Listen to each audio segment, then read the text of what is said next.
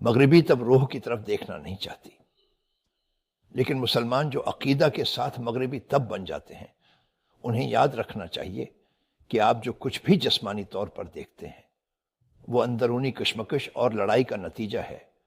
سب سے پہلے تو یہ ہے کہ رسول اللہ صلی اللہ علیہ وسلم نے فرمایا کہ پیٹ ہر بیماری کا منبع ہے، اس لیے کچھ کھایا، کوئی چیز اندر داخل ہو، روح ہو میں کمزوری پیدا ہو جائے، اور وہ سمتوں سے چھلکے اور کپڑے پہننے سے ان کی جلد کو چھل نہیں کر سکتے ہیں۔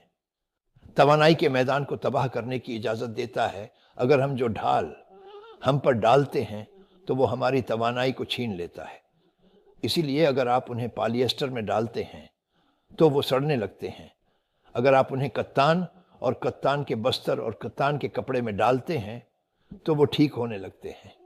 اور آپ کیا کھاتے ہیں، آپ کیا پہنتے ہیں؟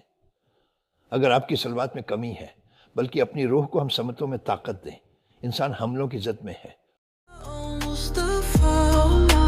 Blessings on the chosen one, Mustafa, Mustafa.